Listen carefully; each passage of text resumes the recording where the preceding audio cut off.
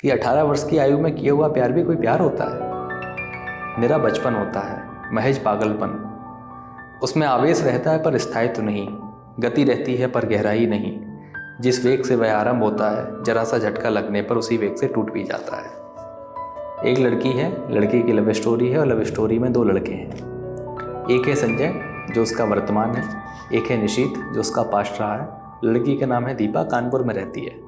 इतनी सी इस कहानी की भूमिका है। और जो मैं ये कहानी आपको सुना रहा हूँ यही सच है मन्नू भंडारी की, जो कि एक दुनिया समानांतर एक किताब है, इसमें संकलित है। अब कहानी की शुरुआत ऐसे होती है, लड़की कानपुर में रहती है संजय के साथ, कुछ लिव इन टाइप, और 2.5-3 साल हो चुके हैं। दोनों बड़ा खुश हैं। संजय को उसके पास्ट के बारे में पता होता है, उसका पास्ट का बॉयफ्रेंड मतलब निशीत, उसके बारे में पता होता है।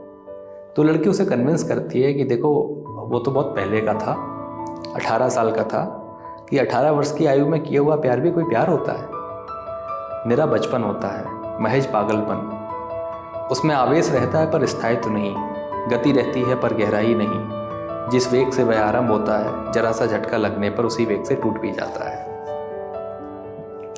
जरा सा झटका लगने पर उसी वेग से टूट भी जाता है। संजय को कैसे बताऊं कि मेरे प्यार का, मेरी भावनाओं का, भविष्य की मेरी अनेकानेक योजनाओं का एकमात्र केंद्र संजय है। तो ये लड़की जो अपने वर्तमान के बारे में, संजय के बारे में जो महसूस करती है वो लिखती है। फिर इसके बाद कहानी में परिवर्तन आता है। लड़की पीएचडी कर रही होती है कानपुर से, कुछ शोध टाइप का, और फिर कलकत्ता में एक वैकेंसी निकलती है जिसके लिए उसे अप्लाई करना होता है। वो कलकत्ता जाती है, कलकत्ता जाके रुकती है, और उसका जो एक्स होता है यानी कि निशीत, उसे पता चलता है कि दीपा कलकत्ता आई है, तो वो रिसीव करने आता है।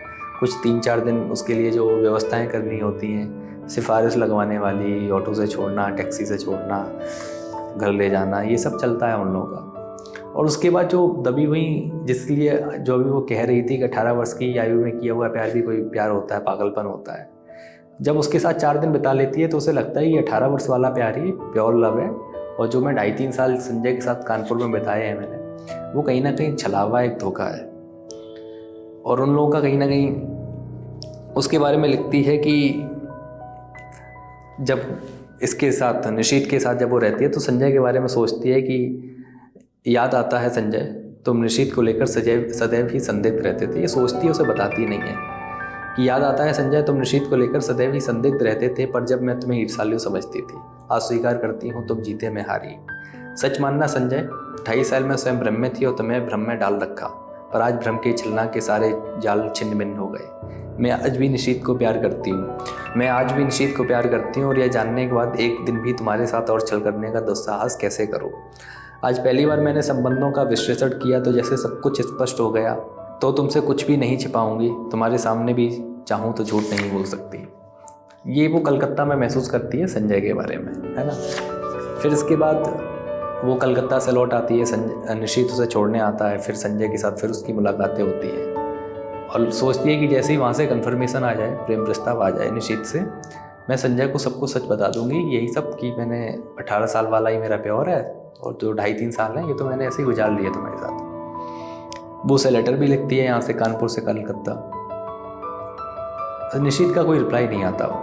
वो कह रहा था कि जो 4 दिन मैंने बिताए हैं ये केवल तुम्हारी मदद, मैंने एज ए दोस्त के नाते की, प्यार जैसा कुछ नहीं है।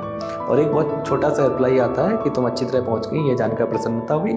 इस सफलता के लिए मेरी ओर से हार्दिक बधाई स्वीकार करना। सच में मैं बहुत खुश हूँ, तुम्हें यह काम मिल गया, मेहनत सफल हो गई। शेष फिर शुभेच्छु निशीत।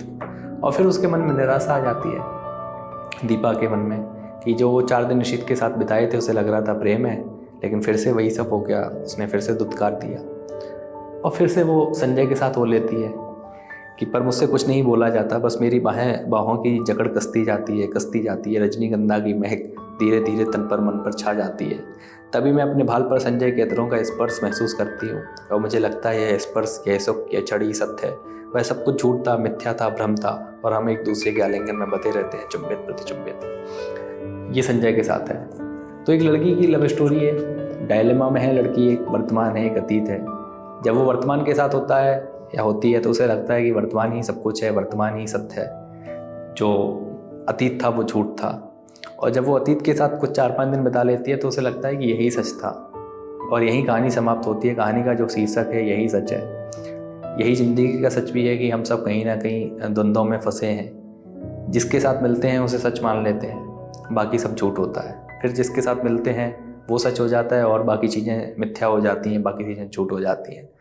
तो बड़ा साहित्यिक कहानी है। मैं कहानी कैसी सुना पाया इसका पता नहीं, चूँकि मैं कहानी मेरी विधा नहीं है, कविताओं की विधा है।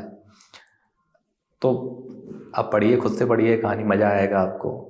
धन्यवाद।